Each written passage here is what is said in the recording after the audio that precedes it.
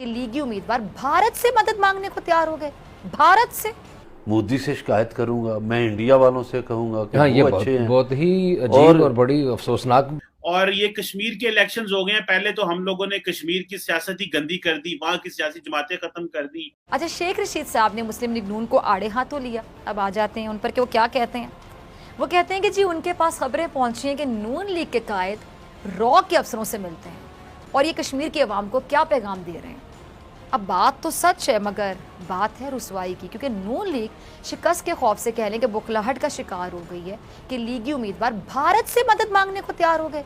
भारत से अपने लीगी उम्मीदवार इस्माइल गुज्जर ने गुज़िश्ता रोज़ इंतखाबात के लिए पोलिंग के दौरान मीडिया से गुफ्तगू में पुलिस पर नून लीग का जो पोलिंग कैंप है वो उखाड़ने का इल्ज़ाम लगाया था और क्या कहा था कि अगर पुरअमन पोलिंग ना चलने दी गई तो वो भारत को पुकारेंगे। ज़रा गौर करें, भारत को पुकारेंगे। इलेक्शन डे पर ऐसी बात करना समझ आता है आपको? समझ से बालातर है ना। फिर अली अमीन गंडापुर गद्दार और डाकू कहें तो बुरा लग जाता है। अब ये मुल्क दुश्मनी नहीं है तो और क्या है, ज़रा मुझे बताइए। अब खबरें क्या है कि मुस्लिम लीग नून ने इस्माइल गुज्जर के बयान से इजहार लाताल्लुकी का इजहार किया। अब ये कुछ दिन पहले मुस्लिम लीग नून के कायद अफगानिस्तान के जो नेशनल सिक्योरिटी एडवाइज़र हैं उनसे मिले थे, जिसका दिल पाकिस्तान से के बुग्ज में भरा पड़ा है। इसीलिए फवाद चौधरी से फरमा रहे हैं ना कि एहसन इकबाल ने भारत से मदद मांगने के बयान पर एक सियासी यतीम को नोटिस दिया, जो अच्छी बात है। क्या ही अच्छा हो मुस्लिम लीग नून की जो मजलिस आमला नवाज शरीफ साहब को उस तरह के शख्स से जो कि पाकिस्तान दुश्मन है, भारत का पसंदीदा शख्स है, उससे मुलाकात पर भी नोटिस जारी करने की हिम्मत करे ना, करके दिखाएं हिम्मत और उनसे पूछें। लेकिन वहां तो इनके पर चलते हैं। नून लीग के कायद से कौन हिसाब मांग सकता है? अब ये मुल्क दुश्मन सरगर्मियां नहीं है तो और क्या है, जरा कोई समझा दे। अब भारत ये कहता है कि आजाद कश्मीर भी मकबूजा कश्मीर की तरह कि जी वो भारत का अटूट अंग है और भारत का हिस्सा है। इसके साथ साथ वो कहते हैं जी गिलगित बल्तिस्तान भी ये भी भारत का है। और उनके तो कई दफा अमित शाह और दीगर उनके जो इंतहा पसंद रहनुमा हैं वो ये बयान दे चुके हैं कि हमने वो भी छीनना है पाकिस्तान से। तो ये आप अंदाजा लगाइए कि ये भारत की सोच है। और वो ऐलान कहता है, उसने बाकायदा अलग से फंड कायम रखा है सीपैक के खिलाफ और इसके खिलाफ बात करना कि इन्वेस्टमेंट ना है, ये सब चीजें वो भी आपको बताई हैं।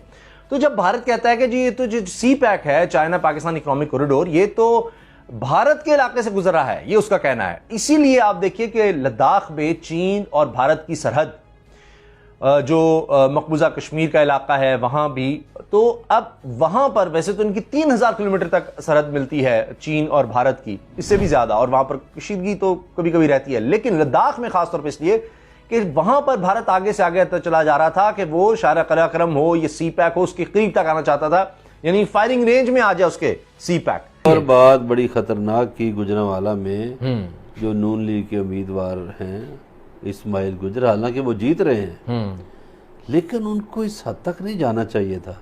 उन्होंने कहा जी मैं मोदी से शिकायत करूंगा, मैं इंडिया वालों से कहूंगा कि हाँ, वो अच्छे हैं। बहुत ही अजीब और बड़ी अफसोसनाक बयान है ये। इस धरती का रिस्क खा के जो बंदा ये बात करे उससे शाम अगले दिन टांग देना चाहिए, लटका देना चाहिए। कोई शक नहीं है कि आप एक मामूली से अपने एमएलए बन भी जाएं जी, आप जीत भी जाएं तो आप कौन से तुर्रम खान बन जाएंगे, कौन सा आपको स्टार लग जाएंगे। ये बड़ी उन्होंने गलत आप इतनी घटिया बात करें कि पाकिस्तान की सरजमीन पे रहते हुए कि मैं भारत से मदद मांगूंगा और मोदी से मांगूंगा, तो ये आप क्या कर रहे हैं? बात एक खबर आई, अपने अक्ल का इलाज करवाइए, ऐसे बंदे को पागल खाने भेज देना चाहिए। पाकिस्तान के अंदर ये जो पूरी दुनिया के सियासतदान मैच्योर होते जा रहे हैं, हमारे यहाँ हर रोज इमेच्योरिटी बढ़ रही है। और ये कश्मीर के इलेक्शंस हो गए हैं, पहले तो हम लोगों ने कश्मीर की सियासत ही गंदी कर दी, वहां की सियासी जमातें खत्म कर दी, कि इतनी सियासी गिरावट, इतने गिर गए हमारे सियासतदान कि इस तरह की बातें हो रही हैं सर। कि मेरा पाकिस्तान में किसी सियासी पार्टी से कोई ताल्लुक नहीं है, मेरी पार्टी पाकिस्तान है। एक तो मैं ये कहूंगा मैं बिल्कुल किसी एक चीज को प्रमोट नहीं करूंगा। आज के हालात अगर देखते हैं तो आज जिस तरीके से मैं अब कह रहा हूं आपको कि आज ये टोपी ड्रामा है, ये सियासत नहीं है, ये इलेक्शन नहीं है। इलेक्शन डिसाइड हो चुका है। जिस तरह आपने खुद फरमाया, आप मुझे ये बताएं कि एक ट्रेडिशन आजाद कश्मीर में एक कल्चर बन चुका है कि जिसकी पार्टी की मरकज में हुकूमत होती है वही आजाद कश्मीर में हुकूमत बनाता है। ये जमहूरी स्टेप है। ये किस तरीके से हो सकता है? अब पहले ही प्रेडिक्शन हो चुकी है कि पीटीआई का जो वहां पे वो आएंगे, वो 10 अजला जो हैं वहां पे तो 33 सीटें हैं, वो पहले ही डिसाइड हो चुकी हैं कि उन पे कौन जीतेगा। बल्कि यहां तक है कि आपका वजीर आजम भी डिसाइड हो चुका है आजाद कश्मीर का। सबसे बड़ा जुल्म ये है पाकिस्तान के साथ। तो ये इसको सियासत नहीं कहा जाता। और सबसे बड़ी बात, मैं इस पे एहतजाज करूंगा कि जिस तरीके से अमीन गंडापुर साहब को कश्मीर के इलेक्शन कमीशन ने उनके ऊपर पाबंदी लगाई थी, हमारे रियासत मदीना के वजीर आजम उनको अपनी फ्रंट सीट पे बिठा के आज भी आजाद कश्मीर में ले जाके डायस से उनकी तकरीरें करवा रहे हैं, ओपन वायलेशन कर रहे हैं इलेक्शन कमीशन लॉज की। ये इसको आप इलेक्शन कहेंगे? ये टोपी ड्रामा है सारा। और मैं सबसे बड़ी ट्रेजेडी ये है कि पाकिस्तान में रहने वाला हर शहरी जो है, आजाद कश्मीर में बसने वाला हर शहरी, उसके हाथ में कंप्यूटर है, उसके पाम में इंफॉर्मेशन है और सबको पता है ये टोपी ड्रामा है। ट्रेजेडी ये है कि हर इंसान को पता है कि हमारे वोट नहीं जाते। दुनिया से छुपी है। ख्वाजा आसफ साहब ने रात को कॉल की, ये कोई नई बात थी? इलेक्शन हार रहे थे, वो चीखे हैं। क्या हुआ है उसके बाद? और उसके बाद आप ये देखें कि जो हमारा इन्होंने किबला बना रखा है लंदन में, जिस तरीके से लंदन से आते हैं लंदन से चले जाते हैं। भुट्टो आज भी जिंदा है, लोगों को बता रहे हैं। मेरा मकसद ये एक सियासत नहीं है। ये एक मैंने पहले भी आपके एक सेगमेंट में कहा था, ये करप्शन का अलायंस है। ये करप्शन का अलायंस है विद ब्यूरोक्रेसी, विद एस्टेब्लिशमेंट। सियासतदान लूटते हैं। ये सिर्फ लूट का एक बहाना है और कुछ भी नहीं इससे आगे। और उसमें पिस कौन रहा है? इसमें मिडिल क्लास और लोअर क्लास पिस रही है। और यहाँ पे लोग जो हैं वो मुसलसल आज भी कंट्री आपने चाइना को दे के बच्चे लंदन में बिठाए हुए हैं। मेरा मकसद इससे बड़ी ट्रेजेडी क्या होगी? लेकिन ये इलेक्शन, मैं इस पे इसको इलेक्शन नहीं कहूंगा। ये एक अलायंस की एक्सरसाइज है। ये आपका जो करप्शन का अलायंस है, उन्होंने मिलकर एक एक्सरसाइज करनी है। चाहे वो देखें, चाहे वो माजी में लूगर बिल को सेटिस्फाई करते रहे हैं पैसे बनाने के लिए, या आज फिर वो ये टोपी ड्रामा कर रहे हैं कि इलेक्शन जाके आजाद कश्मीर के साथ एक और, जिस तरह पाकिस्तान में मजाक करते हैं इसी तरह वहां एक मजाक हो रहा है दुनिया को दिखाने के लिए।